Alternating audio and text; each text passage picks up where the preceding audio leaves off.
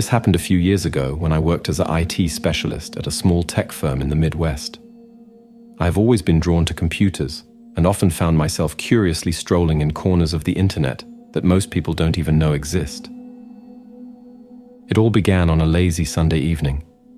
The glow of my dual monitors was the only light in my dimly lit apartment. I was sifting through forums, jumping from one hyperlink to another, when I stumbled upon a thread discussing a supposedly untraceable software. The allure was irresistible. I followed the digital breadcrumbs left by the software's advocates and found myself on a page so plain it was almost an afterthought. A single download link blinked at me, as if daring me to click.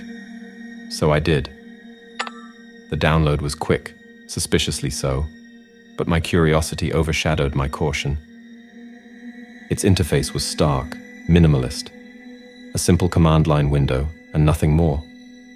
I typed the command to initiate, and my screen flickered briefly before displaying a new, unknown network of sites and forums. For weeks, I explored this new realm with an insatiable appetite. I found conversations and content I never imagined existed, from benign secret hobbyist groups to darker, more unsettling discussions. It was during one of these explorations deep into the night that I first noticed something odd. My computer's webcam light flickered on. I froze, staring at the tiny LED, my heart racing. Had I activated it accidentally? A quick check showed no active applications that would use the camera. Unease settled in my stomach, but I brushed it off as a glitch. Over the next few days, that unease grew.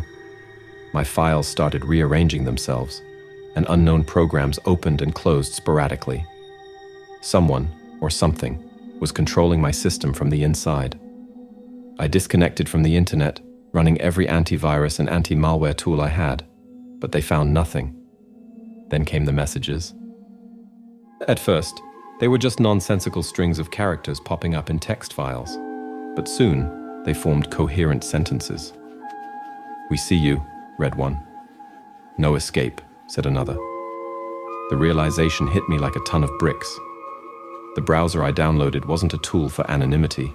It was a trap, and I had walked right into it. Panic set in. I tried to delete it, but it was futile. It had embedded itself so deeply into my system that it seemed to be ingrained in the machine default hardware. My attempts to remove it were unsuccessful and only made things worse. That's when things escalated beyond just my computer. I started receiving texts from unknown numbers, one detailing my daily routines with chilling accuracy. Someone was watching me, tracking my every move. I was no longer safe, not even in my own home. The climax of my horror came the following day. I received an email to my personal account, not from a stranger, but from myself.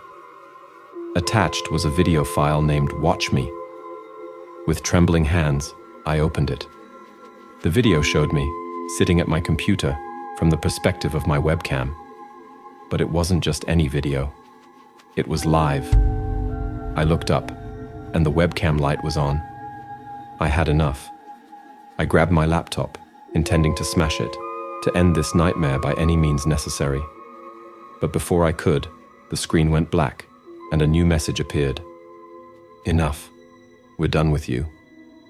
The threats stopped as suddenly as they had started. My computer returned to normal, no sign of the malware or the intrusion, but the damage was done. I was a shell of my former self, jumping at shadows and flinching at every unexpected sound. In the aftermath, I learned my lesson. I replaced my computer, changed my phone number, and moved to a new apartment. I became a ghost, leaving no digital footprint that could be traced back to me. The thrill of uncovering the internet's hidden secrets was gone, replaced by a constant, nagging fear of being watched. The experience left me with more than just psychological scars. It was a brutal reminder of the internet's dark side, of the dangers lurking just a few clicks away. I had sought out the abyss, but in doing so, I had invited it into my life. Now, I stick to the surface, wary of what lies beneath, always wondering if the malware was truly gone, or if it was merely waiting, biding its time.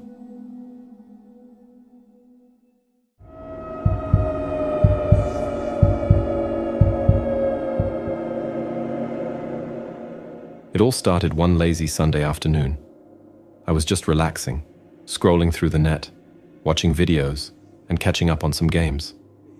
Then, out of the blue, my computer screen flickered. I didn't think much of it at first, but then it flickered again, and this time it didn't stop. It was like the screen was having a seizure. I tried everything to make it stop. The old Control-Alt-Delete move, unplugging it, even smacking the side of the monitor like it was a TV from the 90s. Nothing worked. Finally, the flickering stopped, but what replaced it was even more odd. A single line of text popped up on a black screen. "Hello there." Okay, weird, I thought. What was happening to my computer? So I typed back, "Who's this?" I know, chatting to this person was a dumb idea looking back, but curiosity got the better of me. The reply was immediate. A friend. Now, alarms were starting to go off in my head. My hands got clammy, and a chill ran down my spine. Friends don't randomly hack into your computer and start a chat. I tried shutting it down, but the computer was having none of it. The keyboard and mouse became useless. Files started opening and closing on their own, showing me snippets of my own personal information. Emails, photos, documents I hadn't seen in years, all flashing before my eyes. It was like someone was rummaging through my digital life without a care in the world. Then, the line of text reappeared. "Nice pictures. Would be a shame if everyone saw them, wouldn't it?" Panic isn't a strong enough word for what I felt. It was pure, unadulterated terror. I was being blackmailed by a faceless stranger who had taken control of my computer. I felt violated, scared, and utterly helpless. My first instinct was to pull the plug, literally. I yanked the power cord from the wall, and the screen went black. The silence that followed was deafening. The next few days were a blur of paranoia and fear. I contacted a cybersecurity firm, changed all my passwords, and even got the police involved.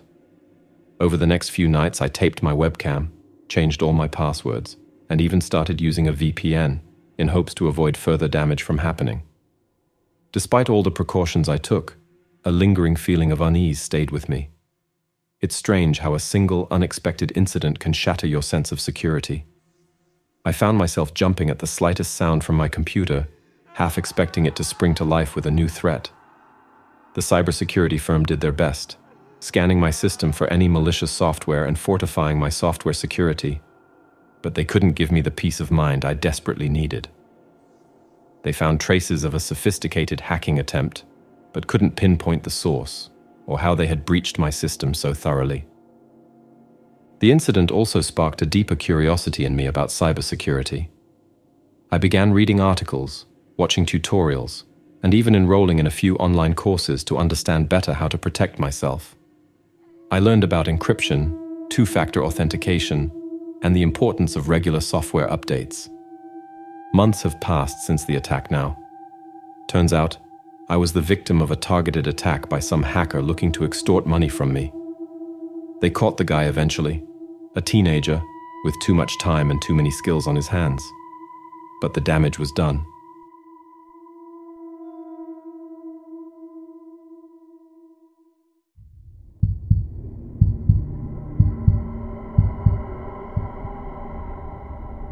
I'm a freelance software developer, so my life is entrenched in code. I work long hours, and my days blend into nights, illuminated only by the glow of triple monitors. My apartment a high-tech cave where I battle against deadlines and debug into the wee hours. Anyways, I first noticed signs of my computer acting off was when my cursor began to move on its own. I'd be deep into writing a script, and suddenly my cursor would veer off, opening tabs, closing windows, and restarting applications. At first, I thought little of it, since it wasn't really anything too annoying. Just a virus, I told myself, running scans that came back clean every time.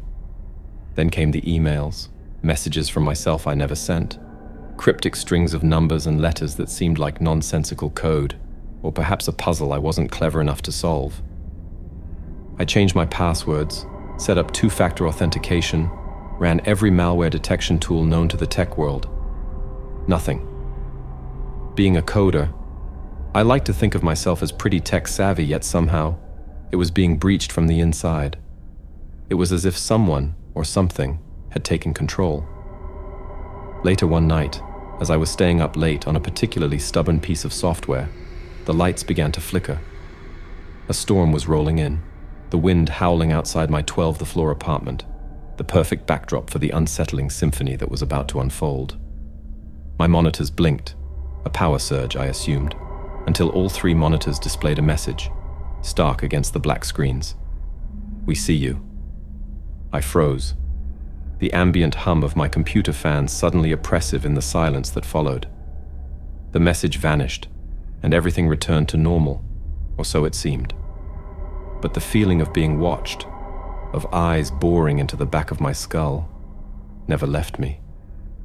I scoured my systems, my networks, finding no trace of intrusion. Yet the feeling persisted, a constant, creeping dread that filled my apartment, thicker than the darkness at night. The climax of my horror came weeks later, in the dead of night. I woke to the sound of my computer making noises, the clatter of keys in the dark. My heart raced as I realized the sound wasn't coming from my headphones, but from all around me, as if the very air was filled with invisible fingers dancing across invisible keyboards. I sprang from my bed, my room bathed in the eerie glow of my monitors, displaying nothing but a single line of text that scrolled across the screen in an endless loop. Nowhere to hide. Desperation led me to the only resolution I thought possible. I unplugged everything, every device, every cable. I sat in the dark, the storm outside mirroring the turmoil within. But the silence was short-lived. My phone, forgotten on the nightstand, lit up, a call from an unknown number. I answered, against my better judgment, static at first, then a whisper, a voice so faint I could barely make it out. "Disconnecting won't help." I nearly had a heart attack. Not only had this person hacked my computer systems, but now had my phone number and had the audacity to call me. What did this guy want, I thought? Was he just trying to scare me? Why? I didn't know what to do. How did this guy get my phone number? Why was he targeting me? Was this some sort of revenge plot from someone I had wronged in the past? A sense of panic washed over me, my mind racing and unable to come up with a reasonable explanation. Fear and paranoia consumed me as I waited for another message or call, dreading what they might say next. Luckily, nothing happened after that. No more random pop-ups on my computer and no more phone calls. It seemed like they had their fun with me and moved on. From that day forward, I always made sure to be extra careful when browsing the web, cautious not to click any links that seemed suspicious and only visiting websites I trusted.